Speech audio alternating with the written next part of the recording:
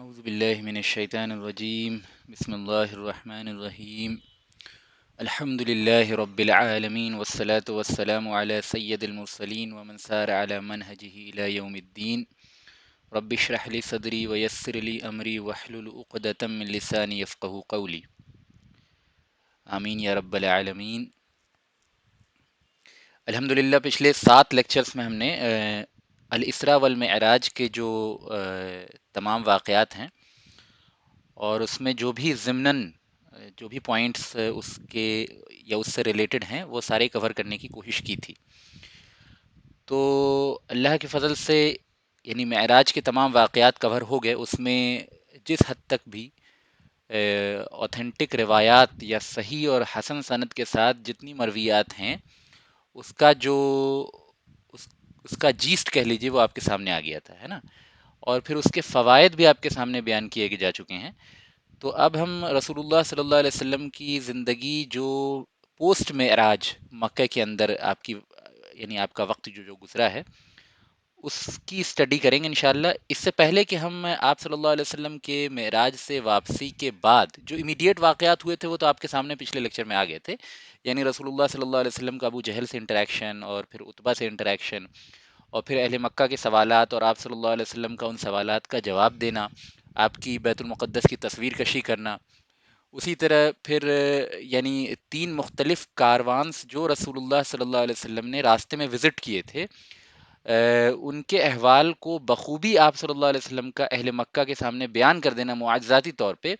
اور پھر ان کے آنے کی خبر دینا اس سے پہلے کہ وہ مکہ کے اندر پہنچیں، یہ ساری باتیں ہیں جو تفصیلی طور پہ یعنی آپ کے سامنے آ گئی تھی۔ تو جو امیجیٹ واقعات تھے پوسٹ معراج کے وہ آپ کے سامنے آ چکے ہیں۔ اب رسول اللہ صلی اللہ علیہ وسلم کا دعوتی طرز عمل جو معراج کے بعد آپ نے اختیار کیا، اگر کچھ تبدیلی کی دعوتی طور طریقے میں، یا آپ نے اگر کوئی یوں کہہ لیجیے کہ عملی تدابیر میں کچھ تبدیلی کی، تو وہ بھی انشاءاللہ تعالیٰ اب سامنے آ جائے گا۔ اسی کی اسٹڈی اب ہمیں کرنی ہے، لیکن اس سے پہلے کہ ہم اس کی تفصیلات میں جائیں، میں آپ کے سامنے 6-7 اہم بینیفٹس یا فوائد جو ہیں وہ معراج سے ریلیٹڈ جو ابھی تک ہم نے 7 لیکچرز میں پڑھا ہے، یعنی ڈفرینٹ فوائد اور بینیفٹس تو موقع بموقع معراج کے موقع پہ یعنی اسٹوری کے درمیان بھی آئے ہیں، لیکن اب ہم سمرائزڈ ورژن اس کا بیان کر رہے ہیں کہ جو 6-7 اہم باتیں جو ہے اگر کہہ لیجئے کہ نچوڑ جو ہمیں سمجھ میں آیا ہے معراج کا وہ آپ کے سامنے آئے گا، ہے نا۔ تو 6-7-8 بینیفٹس آپ کے سامنے ہم رکھیں گے۔ سب سے پہلا پوائنٹ نمبر 1 بینیفٹس یا فائدہ، ہے نا۔ جیسے ہمیشہ سے علماء کا طریقہ رہا ہے کہ وہ احادیث وغیرہ جب بیان کرتے ہیں یا سیرت کے واقعات بیان کرتے ہیں تو پھر اس کے بعد اس کے فوائد مینشن کرتے ہیں، یعنی بینیفٹس فار عامۃ الناس۔ تو اسی طریقے سے یہ باتیں جو ہے اسی پیٹرن پہ آپ کے سامنے رکھی جائیں گی۔ پہلا بینیفٹ، پوائنٹ نمبر 1، رسول اللہ صلی اللہ علیہ وسلم کی معراج کی جو عظیم فضیلت آپ صلی اللہ علیہ وسلم کو حاصل ہوئی، اس سے سب سے پہلی بات جو یہ سمجھ میں آتی ہے کہ اللہ تعالیٰ کبھی بھی پریشانی، مسلسل آزمائش اور مسلسل فتنے اور مسلسل یوں کہہ لیجیے کہ سخت ایام کو ایک کے بعد ایک نہیں بھیجتا ہے، مگر اس میں راحت کا کچھ سامان، یا مگر اس میں جو ہے اللہ تعالیٰ انعام کو کسی فارمیٹ میں ضرور اس میں داخل کرتا ہے، جیسا اللہ تعالیٰ نے قرآن میں بھی فرمایا ہے کہ ان مع العسر یسرا، کہ بے شک مشکل کے ساتھ، تنگی کے ساتھ، پریشانی کے ساتھ جو ہے آسانی جڑی ہوئی ہے۔ یہ قاعدہ کلیہ ہے، جیسا عبداللہ ابن عباس رضی اللہ عنہما فرماتے ہیں کہ اللہ تعالیٰ نے اپنے اوپر اس بات، یہ اللہ تعالیٰ کی ثابت شدہ سنت ہے کہ کبھی بھی مصیبت اور پریشانیاں مسلسل نہیں آئیں گی، بلکہ آسانی کے ساتھ کلب کر کے آئیں گی۔ تو مصیبت و پریشانیاں جب بھی آتی ہیں اس کے ساتھ کچھ نہ کچھ کوئی نہ کوئی ایسا فارمیٹ آسانی کا ضرور ہوگا۔ جیسا کہ ہم رسول اللہ صلی اللہ علیہ وسلم کی زندگی پہ غور کریں تو یعنی شروع سے ہی مختلف قسم کی آزمائشوں سے میں آپ مبتلا تھے، لیکن خاص طور پہ 6 نبوی اور 7 نبوی کے بعد، یعنی جب بنو ہاشم کا بائیکاٹ اسٹارٹ ہوا ہے اور ابو طالب وغیرہ کی قوتیں کمزور پڑ گئی ہیں اور شیبہ ابی طالب میں محصور ہو گئے تھے تمام بنو مطلب اور بنو ہاشم، تو اس وقت سے آزمائش اور آپ کے اوپر جو ہے تکالیف کی شدت مزید بڑھتی چلی گئی، ہے نا۔ پھر ہم دیکھتے ہیں کہ اس آزمائش اور پریشانی میں اس مکمل بائیکاٹ کے جو اثرات بنو ہاشم کے اوپر، بنو مطلب کے اوپر پڑے، ان کے بچوں کا انتقال ہو گیا، اور اس طرح سے ابو طالب وغیرہ کی صحت جو ہے انتہائی کمزور ہو گئی، سیدہ خدیجہ رضی اللہ عنہا کی صحت کمزور ہو گئی، اور جس کے نتیجے میں ان دونوں کا انتقال بھی شیبہ ابی طالب کے خاتمے کے بعد ہو گیا. یعنی ابو طالب کا انتقال 6 مہینے بعد، اور سیدہ خدیجہ کا انتقال جو ہے وہ 8 مہینے بعد ہو گیا. تو یعنی یہ مصیبتیں پے در پہ آپ کے اوپر آ رہی تھیں. پھر ہم دیکھتے ہیں کہ طائف ایک بہت اچھی امید کے ساتھ رسول اللہ صلی اللہ علیہ وسلم گئے تھے، پازیٹیو یعنی امیدوں کے ساتھ، دنیاوی اعتبار سے، ظاہر کے اعتبار سے. لیکن وہاں بھی رسول اللہ صلی اللہ علیہ وسلم کو اپنی توقع کے بالکل الٹ انتہائی سختی اور بہت شدید مخالفت کا سامنا کرنا پڑا. یہاں تک کہ وہاں کے اوباشوں اور بدماشوں نے آپ صلی اللہ علیہ وسلم کے ساتھ وہ سلوک کیا جو قریش نے بھی مکہ کے اندر نہیں کیا تھا، ہے نا.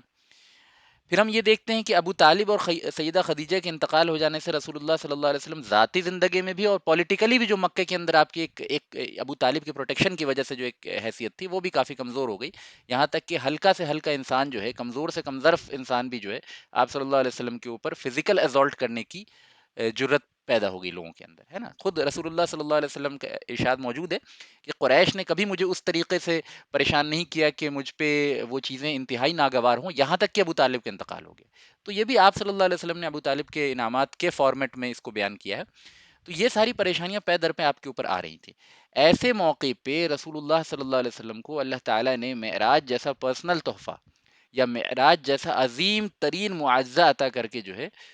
وہ اپنے اس قاعدے کو ثابت کیا کہ ان مع العسر یسرا، کہ بے شک مصیبت اور پریشانی اور تنگ دستی کے ساتھ جو ہے آسانی جڑی ہوئی ہے. ٹھیک ہے. دوسری چیز، جیسا کہ بعض ائمہ کا قول ہے کہ معراج جیسا معجزہ، معراج جیسا معجزہ کسی پیغمبر کو، کسی رسول کو اس اسکیل پہ نہیں ملا جس طریقے سے رسول اللہ صلی اللہ علیہ وسلم کو ملا. اس میں کوئی دو رائے نہیں ہے کہ بعض پیغمبروں کو بھی آسمانوں کی سیر کرائی گئی، بعض پیغمبروں کو بھی دوسرے تیسرے آسمانوں تک جانے کی بعض مواقع پہ اجازت دی گئی، جیسا کہ سیدنا ادریس علیہ السلام کے بارے میں آتا ہے، آپ کو میں نے بیان کیا اس کو. تو یہ چیزیں تھیں، لیکن یہ جزوی اعتبار سے بعض کو بعض علاقے میں، بعض کو بعض اللہ تعالیٰ کی سلطنت میں گھومنے کا یا وہاں اس کو وزٹ کرنے کی اجازتیں ملی ہیں. لیکن کلیتاً اللہ تعالیٰ کی کائنات کے ایک بہت بڑے حصے کا مشاہدہ کرنے کا جو تحفہ، جو پرسنل اجازت رسول اللہ صلی اللہ علیہ وسلم کو ملی ہے، اس قسم کا، یوں کہہ لیجئے کہ یونیورسل اسکیل پہ اس قسم کا معاوضہ کسی دوسرے نبی کو نہیں ملا. پھر باقی انبیاء علیہ السلام کے جو معاوضے ہوتے ہیں ان کا تعلق اس روئے زمین سے ہوتا ہے. مثال کے طور پہ موسیٰ علیہ السلام عصا پھینکتے ہیں تو پانی پھٹ جاتا ہے، عصا پھینکتے ہیں تو وہ سانپ میں تبدیل ہو جاتا ہے، وغیرہ وغیرہ. تو اس کا تعلق مجرد اس روئے زمین سے ہے، ارتھ سے ہے. رسول اللہ صلی اللہ علیہ وسلم کا معراج کا معجزہ یونیورسل ہی نہیں، بلکہ یونیورس تو محدود ہے پہلے آسمان تک. یعنی اگر کوئی ایسا ورڈ ہو جو تمام اللہ کی کائنات کو، جس میں عالم غیب بھی آ جاتا ہے، عالم امر بھی آ جاتا ہے، عالم خلق بھی آ جاتا ہے، خود اللہ رب العالمین کا یعنی یوں کہہ لیجیے کہ اب اس کو کس طرح بیان کیا جائے کہ اللہ رب العالمین سے ذاتی ملاقات، پرسنل آڈینس وتھ اللہ، اس قسم کا یونیورسل اسکیل پہ معاوضہ کسی دوسرے نبی کو نہیں دیا گیا. تو یہ بھی اللہ کے اس قاعدے کو ثابت کرتا ہے. یعنی ایوری ٹرائل اور tribulation is followed by some kind of relief and this is the سنہ آف اللہ. ٹھیک ہے نا. دوسرا پوائنٹ نمبر 2، رسول اللہ صلی اللہ علیہ وسلم کا یہ سفر، اسراء و معراج کا یہ سفر جو ہے، یہ پری کرسر تھا، یہ ایک انڈیکیشن تھا، یہ ایک یوں کہہ لیجیے کہ تمہیدی پلیٹ فارم بنانے کے لیے تھا کہ اب اس دعوت اسلامی کا ایک نیا رخ آنے والا ہے. یہ دعوت اسلامی ایک نئے موڑ پہ آنے والی ہے، کیونکہ کسی بھی دو ڈفرینٹ فیز آف دعوت کے درمیان کوئی ایک ایسی چیز ہوتی ہے جو ان دو فیزز کو ڈسکرمنیٹ کرتی ہے. لہٰذا ہم یہ کہہ سکتے ہیں کہ آفاقی اعتبار سے، دیکھیے دو باتیں ہیں. دنیاوی اعتبار سے دعوت کو ہم دو حصے میں تقسیم کرتے ہیں، دعوت مکی، دعوت مدنی، اور اس کا ڈسٹنگوشنگ فیچر کیا ہے؟ ہجرت. تو دنیاوی اعتبار سے، انسانی فہم کے اعتبار سے ڈسٹنگوشنگ فیچر جو ہے آپ صلی اللہ علیہ وسلم کے دعوت کے دو سٹیج کا کیا ہے؟ ہجرت. لیکن آفاقی اعتبار سے اللہ تعالیٰ کے ہاں جس چیز کا استقرار ہے، اس اعتبار سے معراج وہ واقعہ ہے جس سے پہلے کی آپ صلی اللہ علیہ وسلم کی دعوت اور جس سے بعد کے آپ صلی اللہ علیہ وسلم کی دعوت کے بارے میں کہا جا سکتا ہے کہ دو مختلف سٹیجز ہیں. اور نماز کی فرضیت وہ اللہ تعالیٰ کی طرف سے حکم کی، یعنی یوں کہہ لیجیے کہ حکم کے تعین کا وہ عمل ہے اللہ تعالیٰ کی طرف سے، جس کے بعد دعوت جو ہے عقیدے سے بڑھ کے اب عمل کے میدان میں بھی آنے والی ہے. یعنی اس سے پہلے ہم دیکھتے ہیں مکی دور میں نماز کی فرضیت سے پہلے اگرچہ صحابہ کرام جو ہیں تہجد وغیرہ اور نوافل کا اہتمام کرتے تھے، روزہ وغیرہ رکھتے تھے، اور بہت سے یعنی اللہ کی حرام کی ہوئی چیزوں سے، بری چیزیں جو ہوتی ہیں عام معروف کے اعتبار سے، ان سے بچتے تھے، اور نیک کاموں میں سبقت لے جاتے تھے، غلاموں کو آزاد کراتے تھے. سیدنا صدیق اکبر رضی اللہ عنہ نے بلال کو بھی آزاد کرایا، اس طرح سے بہت سے غلاموں کو آزاد کرایا. تو نو ڈاؤٹ صحابہ کرام جو ہے نیکی کے کاموں میں آگے بڑھنے والے تھے، سابقون اور اولون تھے. لیکن دعوت کا یوں کہہ لیجئے کہ مرکزی نقطہ اور دعوت کا اگر ایک ورڈ میں کہا جائے واحد نقطہ ہے معراج سے پہلے، تو وہ عقیدے کی دعوت ہے. معراج کے بعد نماز کی فرضیت کے ساتھ جو ہے اب یہ دعوت عقیدے اور عمل کے امتزاج کا نام ہو گئی. آپ سمجھ رہے ہیں بات کو؟ تو رسول اللہ صلی اللہ علیہ وسلم کا یہ سفر جو ہے دعوت کو اب کے ایک دوسرے سٹیج میں جانے کا پری کرسر تھا. جن بھائیوں کو کچھ ڈاؤٹس وغیرہ ہو ڈیورنگ دی لیکچر، تو اس کو بچا کے رکھیں، لاسٹ میں انشاءاللہ پوچھ لیں. کوئی ورڈ کا اگر مطلب نہیں سمجھ میں آ رہا ہے تو آپ وہیں پہ چیٹ میں پوچھ لیں، کوئی دوسرے بھائی اس کا آنسر کر دیں گے. تیسرا پوائنٹ نمبر 3 دیکھیے کہ رسول اللہ صلی اللہ علیہ وسلم جب معراج سے واپس آئے ہیں اور ابو جہل نے آپ سے احوال کے بارے میں پوچھا ہے، تو آپ صلی اللہ علیہ وسلم نے کوئی بھی پہلو جو ہے، جو سفر آپ نے کیا، اگرچہ وہ بہت خرق عادت تھا، اگرچہ وہ سفر بہت سپر نیچرل تھا، اگرچہ وہ سفر جو ہے انسانی عقول کی محدود دیواریں جو ہیں اس کا ادراک نہیں کر سکتی، ہے نا. انسانی تصور اپنی محدودیت کے ساتھ جو ہے معراج کی عظمت اور بلندی کا اندازہ نہیں لگا سکتا، اور نہ ہی اس کے پاسبل ہونے کو عقلی طور پہ ثابت کیا جا سکتا ہے. امکانی طور پہ کیا جا سکتا ہے، یعنی یہ ثابت کیا جا سکتا ہے کہ یہ سفر ممکن ہے. یہ ثابت قطعی طور پہ مجرد عقل کے ذریعے ثابت نہیں کیا جا سکتا کہ یہ سفر جو ہے پاسبل ہے، اسپیشلی اس زمانے میں. تو یعنی عقلی طور پہ محال ہونے کے باوجود ان زمانے میں جو لوگ موجود تھے ان کی لیے یہ سفر عقلی طور پہ محال ہونے کے باوجود رسول اللہ صلی اللہ علیہ وسلم نے صرف اس بنا پہ اپنے اس سفر کو نہ چھپایا، نہ اس کے بیان میں کوئی کمی کی، اور نہ اس دعوے میں آپ کے کانفیڈنس میں کچھ کمی آئی، اور نہ آپ نے وہ چیزیں، وہ اخبار جن کا بتانا امت کے لیے ضروری تھا یا عامت الناس کو جو باتیں بتانی تھی، جو کنوے کرنی تھی، اس میں کوئی کمی کی. لہٰذا ہم دیکھتے ہیں کہ جب ابو جہل نے سوالات کیے ہیں، آپ صلی اللہ علیہ وسلم نے پورے شرح صدر کے ساتھ علی البصیرہ ان باتوں کو بیان کیا ہے. تو یہ جو تیسرا پوائنٹ جو یہاں سمجھ میں آتا ہے کہ as a Muslim, as a person who believes in Allah and Messenger, it is not permissible for us to change the deen just to please the common sensibilities of the people around us. یہ بہت اہم قاعدہ ہے کہ اگر آپ کو کسی چیز کے بارے میں گہرا علم نہیں ہے، یا آپ استدلال کے ذریعے ان باتوں کو ثابت نہیں کر سکتے، یہ بہت بہتر ہے کہ آپ اس پہ کلام نہ کریں. آپ کہہ دیں کہ مجھے علم نہیں ہے، اس سے کہ آپ دین کے ثابت شدہ امور کے اندر کچھ تعویلات کر کے، کچھ تغیرات کر کے، کچھ تبدیلی کر کے، دین کے چہرے کو تبدیل کر کے لوگوں کی سینسیبلٹی کے مطابق بنا کے پیش کرنے کی کوشش کریں. دیکھیں یہاں دو باتیں ہیں. ایک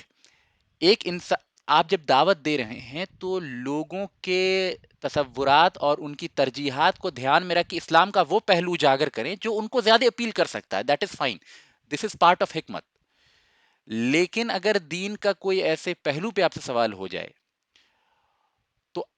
جو ان کی سینسیبلٹی کے مطابق نہیں ہے، تو اس میں آپ تحویل اور تبدیل اور تعویل نہیں کر سکتے. دونوں میں فرق سمجھ لیجئے. آپ کی آڈینس اگر ایسی ہے، فار ایگزامپل ایسے لوگ ہیں جن کو فار ایگزامپل ہیومن سائیکولوجی پہ انٹرسٹ زیادہ ہے نا، یا کسی ایسی چیزوں پہ انٹرسٹ زیادہ ہے، اسلام کا وہ پہلو اگر آپ ان کے سامنے رکھتے ہیں جو ان چیزوں پہ کلام کرتا ہے، تو اس میں کوئی پرابلم نہیں ہے، یہ کوئی بری بات نہیں ہے. یہ عین حکمت کا تقاضا ہے کہ آپ لوگوں کے انٹرسٹ کے مطابق اسلام کا وہ پہلو ان کے سامنے اجاگر کریں. دس از ٹوٹلی فائن. پرابلم کہاں ہے؟ پرابلم یہ ہے کہ آپ کو اگر لگتا ہے کہ آپ سے اسلام کے کسی ایشو کے تعلق سے سوال کیا گیا، آپ کو اسلام کے کسی ایشو کے تعلق سے کلام کرنا ہے لوگوں کے سامنے، اب آپ کو یہ لگتا ہے کہ اگر میں یہ بات بولوں گا تو لوگ اس کو قبول نہیں کریں گے یا میرا مذاق اڑائیں گے، تو یہ بہتر ہے کہ آپ وہاں پہ خاموش رہیں ریدر دین آپ اس میں جو ہے تبدیلی کر کے اور اسلام کے چہرے کو تبدیل کر کے جو ہے اس میں کچھ یعنی پلس مائنس کر کے ان کے سامنے بیان کریں. دو باتوں میں فرق ہے. دوسری چیز منافقت ہو جائے گی، اور پہلی چیز جو ہے عین حکمت ہے کہ آپ لوگوں کے انٹرسٹ کے مطابق اسلام کا وہ پہلو اجاگر کریں جو اس انٹرسٹ سے مطابقت رکھتا ہے. تو یہ باریک فرق ہے، اس کو سمجھ لیں. بہت سے لوگوں میں یعنی اس فرق کو نہ سمجھنے کی وجہ سے بھی ڈاؤٹ ہوتا ہے. تو تیسرا پوائنٹ اہم یعنی اصل پوائنٹ یہ تھا کہ being a Muslim, it's not permissible for us to change the face of Islam just to please the common sensibilities of the people to whom we are giving dawah. If we are calling people towards Islam, we should present the Islam which has been revealed by Allah. We are no one, absolutely no one to change any part of Islam. جب رسول اللہ صلی اللہ علیہ وسلم اپنی مرضی سے قرآن کی ایک آیت میں بھی تبدیلی نہیں کر سکتے ہیں، جبکہ آپ تمام مخلوقات کے سردار ہیں، اللہ رب العالمین کے نزدیک سب سے محبوب ترین ہے، سب سے بڑا مرتبہ آپ کا جو ہے رسول اللہ صلی اللہ علیہ وسلم کا ہے. جب آپ ایک آیت کے ایک حکم کے ایک لفظ کو تبدیل نہیں کر سکتے، تو ہم اور آپ اسلام کے کسی حکم میں کچھ تعویل کر دیں، کچھ تبدیلیاں کر دیں، کچھ غلط انٹرپریٹیشن کر دیں، اپنی خواہشات اور تصورات سے چیزوں کو رکھنے لگ جائیں، تو یہ اللہ کے ہاں بہت بڑی پکڑ کا، بہت بڑی پکڑ کا اور طویل مدت تک عذاب کا سبب ہوگا. ٹھیک ہے نا؟ تو اللہ تعالیٰ ان چیزوں سے ہمیں محفوظ رکھے. یہ تیسری چیز بھی ہمیں معراج سے پتہ چلتی ہے. یعنی پچھلے لیکچر میں جو میں نے سٹوری بیان کی تھی کہ آفٹر ریٹرننگ فرام معراج، جو رسول اللہ صلی اللہ علیہ وسلم نے ابو جہل کے ساتھ اور باقی اہل مکہ کے ساتھ جو مکالمہ کیا ہے، اس مکالمے کو غور سے پڑھنے سے یہ تیسرا پوائنٹ سمجھ میں آتا ہے. ٹھیک ہے نا؟ چوتھے پوائنٹ کی طرف چلتے ہیں. چوتھا پوائنٹ بھی تھوڑا سا باریک ہے، بہت باریک نہیں ہے، سمجھ میں آ جائے گا انشاءاللہ. چوتھا پوائنٹ یہ ہے کہ جب اللہ تعالیٰ نے اتنی عظیم الشان سلطنت کو رسول اللہ صلی اللہ علیہ وسلم کو دکھایا، تو صرف دکھانے پہ اکتفا نہیں کیا. جب اہل مکہ کو بتانے کی باری آئی تو حجت اور براہین اور پروف کے ذریعے بھی جو ہے ان چیزوں کو واضح کیا. لہٰذا آپ صلی اللہ علیہ وسلم نے ان کاروان میں جو واقعات ہوئے ان کو بیان کیا، جیروشلم کی تصویر کشی کی، ٹھیک ہے، آسمان کے اخبار لوگوں کے سامنے بیان کی، اور ان میں سے بعض کی جو ہے آپ نے پروف کے ذریعے، حجت کے ذریعے ثابت کرنے کی کوشش کی. تو پتہ یہ چلا کہ عام عقلی دلائل کو دین کے استدلالات میں پیش کرنا کوئی بری بات نہیں ہے. دین کے کسی حکم کو عقلی دلیل سے ثابت کرنا غیر مسلموں کے سامنے، اہل کفر کے سامنے کوئی بری بات نہیں ہے، ایز لانگ ایز اگر آپ دین کی شکل کو تبدیل نہیں کرتے. ٹھیک ہے نا؟ تو یہ چوتھی پوائنٹ ہے جو اہم ہے کہ اللہ تعالیٰ نے نہ صرف رسول اللہ صلی اللہ علیہ وسلم کو یہ پرسنل تحفہ دیا اور معراج کی عظیم الشان سفر کرایا، بلکہ واضح براہین اور واضح پروف بھی دیے، امپریسو پروف دیے، جس کے ذریعے اہل مکہ کے منہ کو خاموش کیا جا سکے. لہٰذا یہ بھی ایک اہم پہلو ہے. افراط و تفرید کا شکار ہوئے بغیر اگر آپ غور کریں تو جہاں ایک طرف اس سے پہلی والی بات کہ ہم دین میں کوئی تبدیلی نہ کریں اور بالکل قطعی حجت کے ساتھ دین کا وہی چہرہ سامنے رکھیں، اسی طرح یہ بھی ایک پہلو ہے کہ دین کو اس طرح سے پیش کرنا کہ لوگوں کے ذہن میں جو ایکچول میں شبہات ہوں، جو ایکچول ڈاؤٹس ہوں، ان کو دلائل کے ذریعے ثابت کیا جا سکے. ان کو جو ہے وہ آپ لوگوں کی سمجھ کے مطابق اس کو یوں کہہ لیجیے کہ پروف دے کے ان کو مطمئن کر سکیں. یہ بھی ضروری ہوتا ہے. یعنی دونوں ایکسٹریم پہ آپ نہ جائیں. ایسا بھی نہ کریں کہ بالکل پروف اور اس طرح کی چیزوں کے بارے میں بات نہ کریں اور لوگوں کو یہ کہیں کہ تمہیں میری بات ایز اٹ از ماننی ہوگی، کیونکہ اللہ تعالیٰ نے قرآن کے اندر پروف دی ہیں. اللہ تعالیٰ نے جو ہے وہ رسول اللہ صلی اللہ علیہ وسلم نے بھی جو مکالمہ کیا اہل کفار یعنی اہل قریش کے ساتھ، تو اس میں بھی جو ہے آپ نے پروف کے طور پہ وہ کاروان کی اخبار جو ہے، خبریں جو ہیں وہ لوگوں کے سامنے بیان کی ہیں. آپ چاہتے تو یہ کہہ سکتے تھے نا کہ میں اللہ کا رسول ہوں، میں اللہ کا نبی ہوں، مجھے کوئی پروف دینے کی ضرورت نہیں ہے، لیکن آپ نے وہ پروف دیے جو عقلی طور پہ ضروری تھے، ہے نا. اس کا یہ مطلب نہیں کہ پروف کے دینے میں آپ ایکسٹریم پہ چلے جائیں اور ہر ایک ایک بات کو پروف کرنے میں لگ جائیں. نہیں، یہ ممکن نہیں ہے. اللہ تعالیٰ نے ایمان کی بنیاد ایک ایک احکام کے عقلی طور پہ پروفڈ ہو جانے پہ نہیں رکھی ہے، لیکن ہاں بنیادی طور پہ میسج کی حقانیت کو آپ کو پروف کرنے کی اگر آپ سے ڈیمانڈ کی جائے تو یہ ڈیمانڈ غلط بھی نہیں ہے، اور اس کو پروف کرنے کے لیے اگر آپ کوششیں کرتے ہیں تو یہ بھی غلط نہیں ہے. دونوں چیزیں سنت سے ثابت ہیں. ٹھیک ہے نا؟ Point number 5. ٹھیک ہے، آپ صلی اللہ علیہ وسلم نے جیروشلم کی تصویر کشی کی اہل مکہ کے سامنے. تو اس سے پتہ چلا کہ عین موقع پہ بھی کبھی کبھی آپ صلی اللہ علیہ وسلم سے سوالات کیے جاتے تھے اور آپ کو ان کا جواب نہیں معلوم ہوتا تھا. جیسا پچھلی دفعہ ہم نے بتایا کہ جیروشلم آپ صلی اللہ علیہ وسلم ویسا دیکھ کے آئے تھے جیسا سلیمان علیہ السلام کے دور میں تھا. آپ نے بیت المقدس وہ والا نہیں دیکھا جو اس وقت آپ کی زندگی میں موجود تھا. تو ظاہر ہے کہ جب اہل مکہ آپ سے سوال کرتے، اگر آپ سلیمان علیہ السلام والے بیت المقدس کو ڈسکرائب کرتے تو ظاہر ہے کہ وہ اہل مکہ نہیں مانتے، کیونکہ ان میں سے جو لوگ جیروشلم کو دیکھ کے آئے تھے وہ جیروشلم دیکھ کے آئے تھے جو اس زمانے میں موجود تھا. لہٰذا عین اس موقع پہ اللہ تعالیٰ نے آپ کے سامنے اس وقت کے جیروشلم کی تصویر کشی کی، تصویر آپ کے سامنے ظاہر ہوئی، آپ نے پھر اس کو ڈسکرائب کیا ہر اینگل سے. تو پتہ یہ چلا کہ بعض دفعہ اللہ تعالیٰ عین موقع پہ بھی نبی صلی اللہ علیہ وسلم کی مدد کرتا تھا، اور انبیاء علیہ السلام کو بعض دفعہ بعض اعتراضات کا جواب جب نہیں معلوم ہوتا ہے تو اللہ تعالیٰ عین موقع پہ مدد کرتا ہے فرشتوں کے ذریعے یا پھر دوسرے ذرائع سے۔ یہی چیز ٹرو ہوتی ہے اللہ تعالیٰ کے دوسرے نیک اہل علم بندوں کے لیے بھی، لیکن اس درجے میں نہیں۔ یعنی ظاہر ہے جس طرح انبیاء علیہ السلام کے ساتھ معجزات کا ظہور عین وقت میں ہوتا ہے، ویسا دوسرے لوگوں کے ساتھ نہیں ہوتا، لیکن بعض اللہ کے مقرب بندے وہ بھی ہوتے ہیں جو جن کو اللہ تعالیٰ دین میں حجت اور دین میں دلائل اور ایویڈنسز جو ہیں عین موقع پہ سکھا دیتا ہے۔ ان کے سامنے تصویریں ویسے ظاہر نہیں ہوتی جیسے نبیوں کے سامنے ہوتی ہیں، لیکن پھر بھی کافی حد تک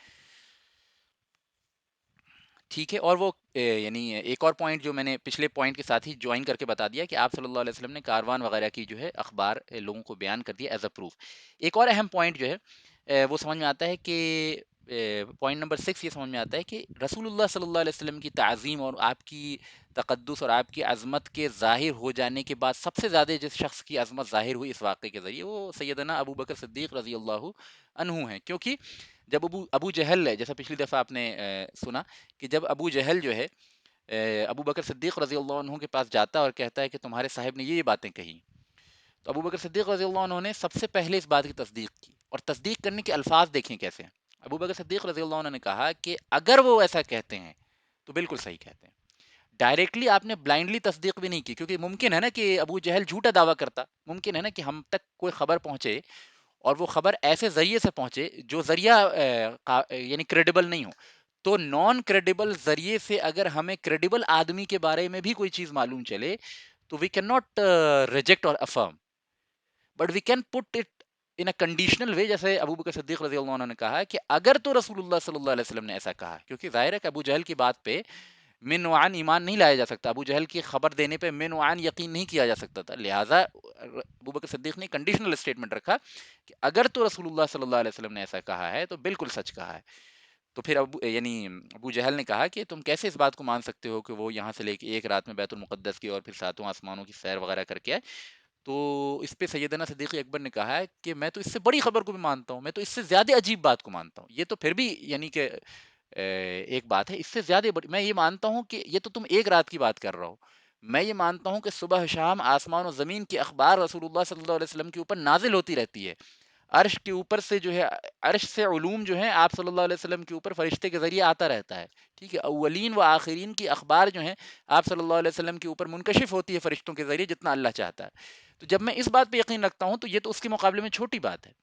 اس سے بھی ایک بہت اہم اصول سمجھ میں آیا ہے کہ جب کوئی شخص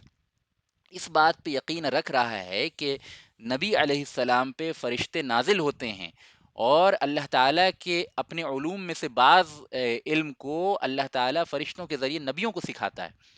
تو جب اس بات پہ کوئی یقین رکھ سکتا ہے تو باقی تمام معجزات جو نبی کے ذریعے ظاہر ہوتے ہیں وہ اس بات پہ یقین رکھنے کے مقابلے میں چھوٹے ہیں۔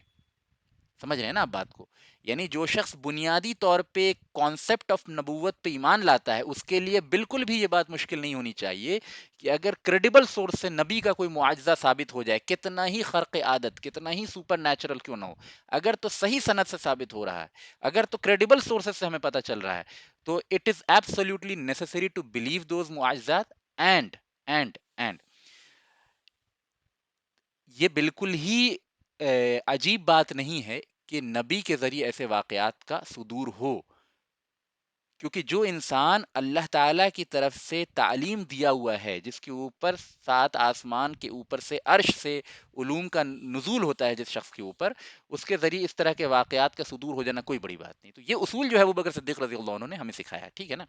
تو یہ بھی ابو بکر صدیق رضی اللہ عنہ کی فضیلت کو واضح کرتا ہے، اور سیرت میں مختلف مقامات پہ پہلے بھی ہم نے دیکھا ہے کہ سیدنا صدیق اکبر کا کیا مقام ہے، کس طرح وہ آگے آگے رہتے ہیں ہر چیز میں، اور آگے بھی یہ چیزیں جو ہے بار بار ریکر ہوں گی، ٹھیک ہے؟ ایک اور چیز، جی، پوائنٹ نمبر 7 یہ کہ اس واقعے کے ذریعے یہ بھی ثابت ہوتا ہے کہ مسجد حرام یعنی جو کعبۃ اللہ ہے یا کعبہ شریف ہے، اس کے درمیان اور بیت المقدس کے درمیان ایک ربط ہے، ایک تعلق ہے نا؟ ہم بیت المقدس سے یا مسجد اقصی سے بالکل بے نیاز نہیں ہو سکتے، بلکہ آپ صلی اللہ علیہ وسلم کو آسمانوں پہ سفر کے لیے لے جانے کے لیے جس مرکز کا تعین ہوا وہ بیت المقدس ہے۔ تو اس سے کیا پتہ چلا؟ اس سے پتہ چلا کہ اسلام میں بیت المقدس کی بھی بہت زیادہ اہمیت ہے، اسلام میں مسجد اقصی کی بھی انتہائی اہمیت ہے، اور ربط پتہ چلا کہ یہ امت ابراہیمی جو ہے، یہ امت مسلمہ جو ہے، یہ امت محمدی جو ہے صلی اللہ علیہ وسلم،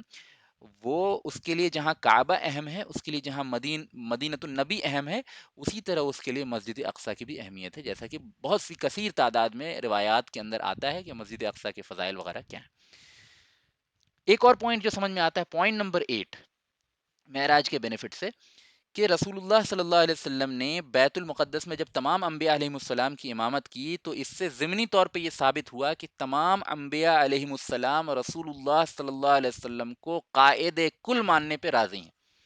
اور اس بات پہ بھی راضی ہیں ان تمام انبیاء علیہ السلام کے جو شریعت علیہ السلام کے جو شریعت کے احکامات تھے وہ سب کے سب اس امت محمدی پہ اترنے والے شرعی احکام کے ذریعے منسوخ ہو گئے۔ تمام انبیاء علیہ السلام کا اجماع ہے اس شریعت کے اوپر، جیسا شاہ ولی اللہ دہلوی صاحب رحمہ اللہ فرماتے ہیں کہ جو شریعت ہمارے پاس ہے نا، وہ صرف شریعت محمدی نہیں ہے، بلکہ یہ شریعت وہ ہے جن کے قوانین پہ، جن کے قانونوں پہ، جن کے احکامات پہ تمام انبیاء علیہ السلام کا اجماع ہے، صرف ائمہ کا اجماع نہیں ہے، صرف صحابہ کا اجماع نہیں ہے، صرف عامۃ المسلمین کا اجماع نہیں ہے، بلکہ یونانیمسلی ایوری لٹل حکم آف دس شریعہ، unanimously all of the prophets, all of the messengers, all of the انبیاء علیہ السلام are unanimously agreed upon it، ہے نا؟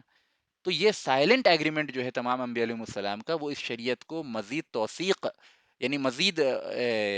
ریلائبل اور کریڈیبل بناتا ہے، اور یہ بھی آپ صلی اللہ علیہ وسلم کی امامت کی سب سے بڑی دلیل ہے، ٹھیک ہے نا؟ تو جی، لاسٹ پوائنٹ، پوائنٹ نمبر 9 جو معراج سے پتہ چلتا ہے کہ ضمناً یہ ٹینجنشل پوائنٹ ہے، کہ یہ اس بات سے بھی پتہ چلتا ہے کہ جیسے مسجد اقصی کا پہ ہونے والا خطرہ جو ہے وہ مسجد حرام پہ ہونے والا خطرہ بھی ہے، یعنی جس چیز کے ذریعے مسجد اقصی خطرے میں جاتی ہے وہ چیز کم، یعنی کہ آج نقل مسجد حرام کے لیے بھی خطرے کا سبب ہے، کیونکہ اللہ تعالیٰ نے اس دو مسجدوں کو لنک کر دیا ہے، اور اس جب اللہ تعالیٰ نے معراج کے واقعے کو، اسراء کے واقعے کو بیان کیا تو سورہ بنی اسرائیل کے اندر کیا فرمایا؟ سبحان الذی اسری بعبدہ لیلا من المسجد الحرام الی المسجد الاقصی، ٹھیک ہے نا؟ تو کیا کہا کہ پاک ہے وہ ذات جو لے گئی اپنے بندے کو مسجد حرام سے مسجد اقصی کی طرف، ٹھیک ہے نا؟ تو یہ جو لنک اللہ تعالیٰ نے اسٹیبلش کیا ہے، یہ اس بات کا ثبوت ہے، اور یہ سفر اس بات کا ثبوت ہے کہ whatever is harmful and dangerous and disturbing to Masjid Aqsa is also disturbing to Masjid Haram, اور مسجد اقصی کی توہین اور مسجد اقصی کی ڈیگریڈیشن مسجد حرام کی بھی انڈائریکٹ ڈیگریڈیشن ہے۔ چنانچہ ہم دیکھتے ہیں کہ تاریخی طور پر جب 1948 میں اسرائیل کا قیام ہوا اور مسجد اقصی میں یہودیوں کی فوجیں گھسی ہیں، تو اسرائیلی آرمی جنرل جو تھا ڈیوڈ بین، اس نے کہا کہ ہم نے جو ہے یروشلم پہ قبضہ کر لیا ہے، اور ان قریب ہم یثرب پہ بھی قبضہ کر لیں گے، یعنی مدینے پہ بھی قبضہ کر لیں گے۔ گولڈ میئر جو دوسرا بہت بڑا یعنی یوں کہہ لیجیے کہ لیڈر تھا اسرائیل کا، اس نے بھی یہ بات کہی کہ جب یروشلم پہ قبضہ ہو گیا تو اس نے کہا کہ میں خوشبو محسوس کر رہا ہوں مدینے کے اندر اپنے آبا و اجداد کی، یعنی وہ یہودی جو مدینے کے اندر رسول اللہ صلی اللہ علیہ وسلم کے زمانے میں آباد تھے، ان کی خوشبو محسوس کر رہا ہوں، اور میں جانتا ہوں کہ وہ زمینیں بھی ہماری ہیں اور ان قریب ہم ان پہ قبضہ کر لیں گے۔ تو یعنی یہ بات ٹاپک اس سے ریلیٹڈ نہیں ہے، لیکن یہ بتانا مقصود ہے کہ مسجد اقصی پہ ہونے والا خطرہ مجرد فلسطینیوں کے لیے نہیں ہے، بلکہ تمام امت کے لیے ہے، اور یہ خطرہ مسجد حرام اور مسجد نبوی کے لیے بھی ہے، اور یہ کنیکشن اللہ تعالیٰ نے اسٹیبلش کیا، یہ کوئی وضعی اور خود ساختہ کنیکشن نہیں ہے۔ تو یہ 9 اہم پوائنٹس تھے بینیفٹ کے، فوائد کے، جو ہم کو پتہ چلتے ہیں اسراء والمعراج سے۔ اور ایک اور اس میں ضمناً ایک اہم بات سمجھ لیجئے کہ جب ہم دیکھتے ہیں کہ جس سورہ بنی اسرائیل کے اندر اللہ تعالیٰ نے اسراء و معراج کے واقعے کو نقل کیا ہے، اس پہ کمنٹ کیا ہے، اسی بنی اسرائیل کے اندر بہت کثیر تعداد میں موسیٰ علیہ السلام کی امت یعنی یہودیوں کا ذکر بھی کیا ہے۔ تو یہ بھی ایک کنیکشن، ایک سارٹ آف کنیکشن شو کرتا ہے کہ دی connection between Masjid Haram and Masjid Aqsa, the connection between the ummah of Muhammad صلی اللہ علیہ وسلم and the ummah of موسیٰ علیہ السلام، ایسا کنیکشن کہ اس امت کو سب سے زیادہ جو نقصان پہنچنا ہے، اور اس امت کو جو سب سے زیادہ جو اس امت کے اوپر ذمہ داری ہے تحفظ کی، مسجد حرام اور مسجد نبوی کے بعد وہ مسجد اقصیٰ کی. تو یہ 8-9 اہم پوائنٹ تھے. 9واں پوائنٹ تھوڑا سا فار فیچڈ ہے، بالکل ڈائریکٹلی ریلیٹڈ نہیں ہے معراج سے، لیکن میں نے چاہا کہ ضمناً اس کو بھی نقل کر دوں آپ کے سامنے، تاکہ جو ہے باتیں کچھ واضح ہو جائیں.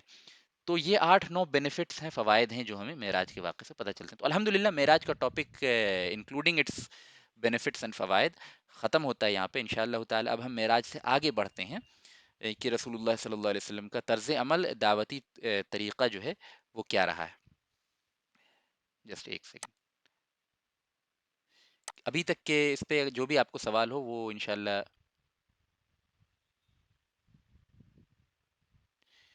جی، جن بھائیوں کا کیمرہ وغیرہ آن ہے اس کو آف کر لیجئے. باقی انشاءاللہ جو بھی سوالات ہیں وہ لاسٹ میں ہم لے لیں گے. 7-8 منٹ اور آج ٹاپک ہے. چلیے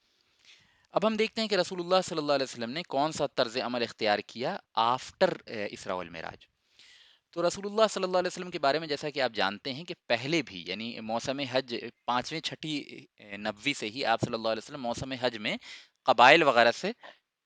ملاقات کرتے تھے اور ان کو دعوت توحید دیتے تھے. لیکن اس اسراء و معراج کے بعد جو ہے آپ صلی اللہ علیہ وسلم نے بھی مختلف قبائل سے ملاقات کرنے میں تیزی کر دی، یعنی ملاقاتوں کی فریکوینسی کو بڑھا دیا. دوسرا فرق یہ ہوا کہ ابتدا میں جب آپ صلی اللہ علیہ وسلم ملاقات کرتے تھے تو دعوت توحید جو ہے مرکزی طور پہ دیتے تھے، اور اس وقت سپورٹ اور پولیٹیکل اسائلم کی بات نہیں کرتے تھے اتنی زیادہ، الا ماشاء اللہ. لیکن یہ وہ موقع ہے، یعنی اب ہم دیکھتے ہیں کہ اسراء و معراج کے بعد جب آپ صلی اللہ علیہ وسلم نے مختلف قبائل سے باتیں کی ہیں، ملاقاتیں کی ہیں، تو اس میں جو ہے آپ جہاں توحید کی دعوت وغیرہ بھی دیتے ہیں، وہاں یہ بھی بات ان کے سامنے رکھتے ہیں کہ کون سا قبیلہ جو ہے اس بات کے لیے تیار ہے کہ مجھے پروٹیکشن دے تاکہ میں اللہ کے پیغام کو عام کر سکوں. گویا یہاں آپ پولیٹیکل اسائلم اور پولیٹیکل پروٹیکشن کی بھی بات کر رہے ہیں، کیونکہ آپ نے دیکھ لیا کہ ابو طالب کے بعد جو ہے مکے کی صورتحال کیسی ہے، سیدہ خدیجہ کے انتقال کے بعد مکے کی صورتحال کیسی ہے. پھر ایک ایک کر کے جو ہے ظلم و ستم کی داستانیں بڑھتی چلی گئیں. پھر آپ صلی اللہ علیہ وسلم کو اشارتاً بھی بتا دیا گیا کہ آپ کی ہجرت کا وقت قریب آ رہا ہے، لہٰذا آپ نے کوششیں شروع کر دیں. اللہ تعالیٰ بعض دفعہ آپ کے اوپر ہجرت کے مواقع اور ہجرت کی فضیلت میں آیات وغیرہ بھی نازل کرتا رہا، جس سے بھی آپ صلی اللہ علیہ وسلم کو اندازہ ہونے لگا کہ عنقریب جو ہے مکے کے چھوڑنے کا وقت آنے والا ہے. لہٰذا آپ اس حساب سے وسائل کو اختیار کرتے رہے، اسباب کے ذریعے جو ہے یہ کوشش کرتے رہے کہ کہیں بھی کسی ذریعے سے آپ کو پروٹیکشن مل جائے. تو اب جو ہے دعوت آپ صلی اللہ علیہ وسلم کے قبائل کی جو تھی وہ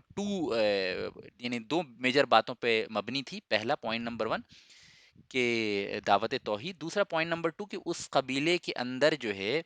یعنی آپ صلی اللہ علیہ وسلم کو پولیٹیکل اسائلم دینے کے لیے بھی تیار ہو جائیں، آپ کو پروٹیکٹ کریں قریش سے، کیونکہ قریش نے آپ صلی اللہ علیہ وسلم کو دعوت سے روک لیا. چند قبائل کے نام آپ کو علمی طور پر ذکر کر دوں جن کو آپ صلی اللہ علیہ وسلم نے جن کو وزٹ کیا اس یعنی معراج وغیرہ کے آس پاس. اس میں سے اہم جو قبائل ہیں وہ بنو عامر ہیں، غسان ہیں، بنو فزارہ ہیں، بنو مرہ، بنو حنیفہ، بنو سلیم، بنو عبس، بنو نصر، بنو شیبان، بنو کلب، بنو الحارث، بنو اسرہ، اور بھی مختلف قبائل جو ہیں عرب کے، ان کو آپ صلی اللہ علیہ وسلم نے موسم حج میں اور ڈفرینٹ مواقع پہ وزٹ کیا تاکہ آپ کو یعنی تاکہ آپ کو پروٹیکشن دیا جا سکے. ایک اور چیز ہے، ہاں ایک اور چیز ہے کہ آپ صلی اللہ علیہ وسلم کو جو سب سے زیادہ پرابلم ایسے مواقع پہ فیس کرنی پڑتی تھی، جیسا میں نے پہلے بھی بتایا کہ جب شروع میں یعنی 6 اور 5 نبوی میں بھی جب آپ موسم حج میں تبلیغ وغیرہ کے لیے جاتے تھے تو ابو لہب جو ہے وہ آپ کو کاؤنٹریکٹ کرتا تھا. جہاں بھی آپ جاتے تھے پیچھے سے جا کے بولتا تھا کہ یہ شخص مجنون ہے، اس کی باتیں نہ سننا. اور جو انہوں نے پلاننگ کی تھی اور جو ہے وہ مکے کے راستے پہ اپنے ڈیلیگیٹس بٹھائے تھے کہ جو قبائل بھی مکے کے اندر داخل ہوں ان کو رسول اللہ صلی اللہ علیہ وسلم سے بدظن کر دیا جائے، کہا جائے کہ یہ شخص جو ہے مجنون ہے، یہ شخص جو ہے جادوگر ہے، یہ میاں بیوی کے درمیان جھگڑا لگا دیتا، باپ بیٹے کو لڑوا دیتا، وغیرہ وغیرہ. اس طرح کی باتیں جو ہے آپ صلی اللہ علیہ وسلم کے بارے میں اس زمانے میں پھیلائی گئی تھیں. لیکن اب یہ کاوشیں اور بڑھا دی گئیں قریش کی طرف سے، اور انہوں نے یہ کہا کہ جہاں جہاں آپ صلی اللہ علیہ وسلم وزٹ کرتے تھے ان کے پیچھے جو ہے ابو لہب اور ابو جہل، یعنی کہ باری باری سے، یعنی آپ صلی اللہ علیہ وسلم اگر دن بھر قبائل کے درمیان چکر لگاتے رہتے تھے اور لوگوں سے ملاقاتیں کرتے رہتے تھے، تو یہ ان لوگوں نے ٹائم آپس میں ڈسٹریبیوٹ کر لیا تھا کہ یعنی آدھا وقت ابو جہل جو ہے آپ کے پیچھے پیچھے جاتا اور آدھے وقت جو ہے ابو لہب جاتا تاکہ جن قبائل سے بھی آپ کی ملاقاتیں ہوں، جہاں بھی آپ باتیں رکھیں، ان میں آپ صلی اللہ علیہ وسلم کے جانے کے بعد لوگوں کو کہے کہ ارے یہ شخص جو ہے اس کی بات نہ مانو، یعنی یہ اس نے اپنی قوم کے درمیان جو ہے جھگڑا لگا دیا ہے. تو لوگ بھی کافی بدظن ہونے لگے. انہوں نے کہا کہ یار جو شخص اس کے باپ چچا ہیں، جو اس کے قبیلے والے ہیں، وہی اس کی بات پہ ٹرسٹ نہیں کر رہے تو ہم کیسے ٹرسٹ کریں؟ کیونکہ یعنی یہ محمد کو تو اس کے قبیلے والے زیادہ بہتر جانتے ہیں نا. اب یہ ابو لہب ہے، یہ آ کے ہم سے کہہ رہا ہے ایسی سی باتیں. ابو جہل ہم سے آ کے ایسی سی باتیں کہہ رہا ہے. تو جو یہ اہل مکہ ہیں وہ محمد کو زیادہ بہتر جانتے ہیں صلی اللہ علیہ وسلم. لہٰذا جب وہ بدظن ہیں اس سے، وہ اس کے بارے میں ایسی باتیں کہہ رہے ہیں تو ہم کیسے اس کو پروٹیکشن دے دیں؟ ہم کیوں خطرہ مول لیں؟ ہے نا. تو اس طرح سے قبائل بھی آپ صلی اللہ علیہ وسلم سے بدظن ہونے لگے. تو اس کا ایک واقعہ جو ہے مدرک ابن منیب رحمہ اللہ سے مروی ہے، جو المحنہ فی عہد المکی کتاب ہے، اس کے اندر یہ روایت منقول ہے. وہ فرماتے ہیں کہ میں نے رسول اللہ صلی اللہ علیہ وسلم کو دور جاہلیت میں، یعنی جب یہ نان مسلم تھے، اس وقت یہ نان مسلم تھے، خود روایت کرتے ہیں کہ میں نے دیکھا کہ رسول اللہ صلی اللہ علیہ وسلم کو کہ آپ مختلف قبائل میں گھومتے ہیں، لوگوں کو اللہ کی دعوت دے رہے ہیں، لوگوں کو اللہ تعالیٰ کی عبادت کی دعوت دے رہے ہیں، بت پرستی سے روک رہے ہیں اور دیگر چیزوں سے روک رہے ہیں. تو میں نے دیکھا کہ آپ صلی اللہ علیہ وسلم اعلان فرما رہے ہیں کہ اے لوگوں، کسی کو بھی حق نہیں ہے عبادت کا بجز اللہ کے.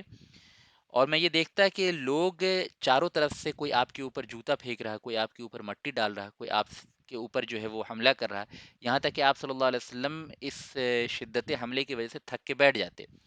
اور آپ کے اوپر کوئی گرد ڈال کے چلا جاتا ہے، کوئی آپ کے اوپر جو ہے وہ اس طرح سے حملے کر کے چلا جاتا ہے. اور یہ چیزیں میں دن بھر دیکھ رہا تھا. یعنی آپ صلی اللہ علیہ وسلم اس وقت کتنے بے یار و مددگار تھے.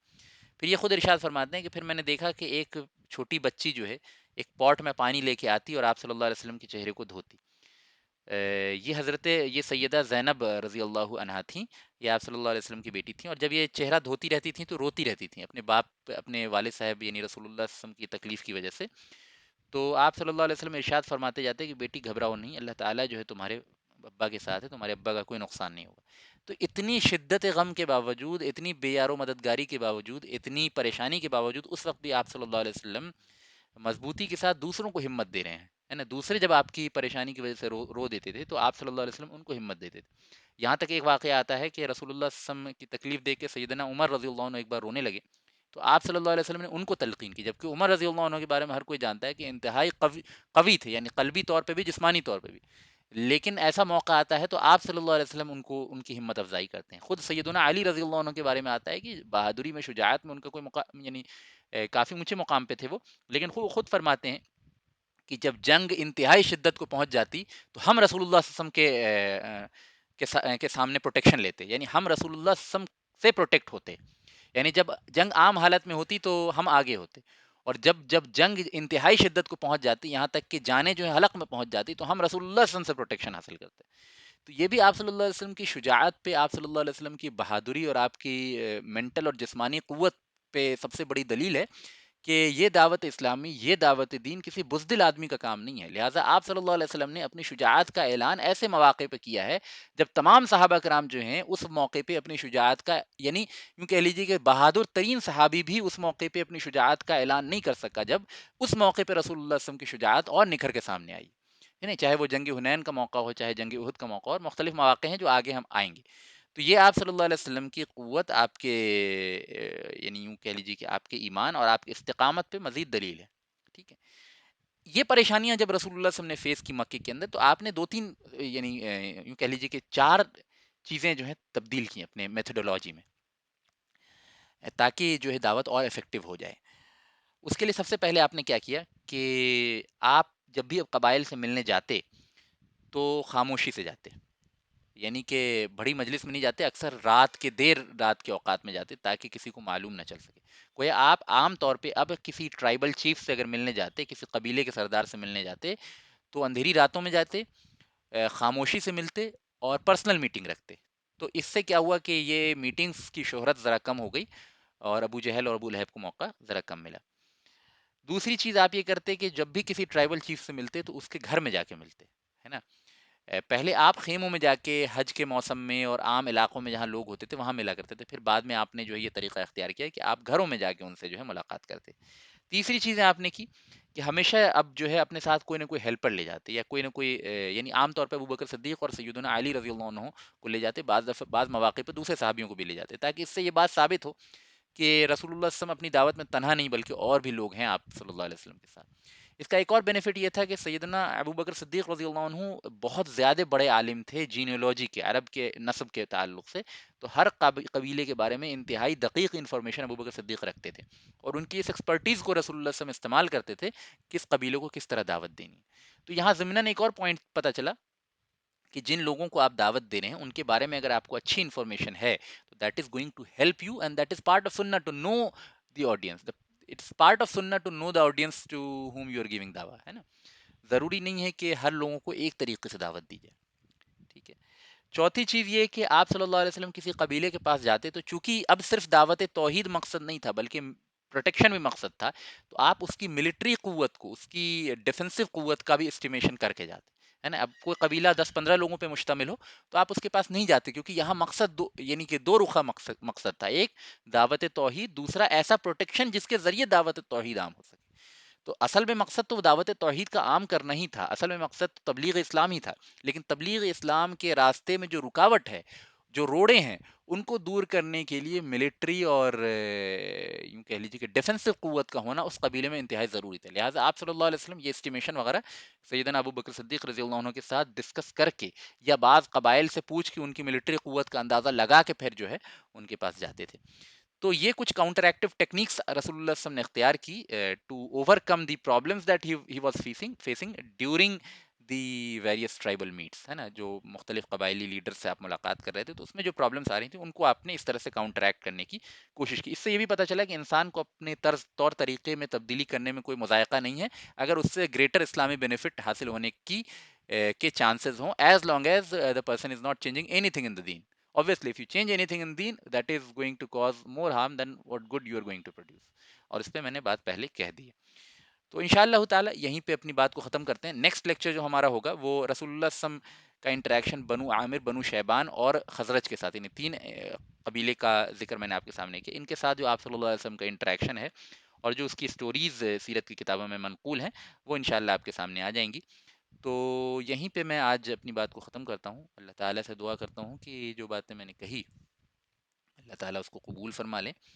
اور جو اس میں خطا ہو گئی اللہ تعالیٰ جو ہے وہ اس کو معاف کرے اور حق بات کو واضح کرے، اس پہ عمل کرنے کی توفیق عطا فرمائے، اور سیرت النبی کے ان دروس کو ہمارے کو ذریعہ بنا دے ہمارے دلوں میں رسول اللہ صلی اللہ علیہ وسلم کی محبت و تعظیم کے اضافے میں، اور آپ صلی اللہ علیہ وسلم کی سنت اور طریقے کو اختیار کرنے کا ذریعہ بنا دے، آمین یا رب العالمین، والحمد للہ رب العالمین۔ انشاءاللہ اب آپ کے سوال جواب میں ایک ایک کر کے لے لوں گا۔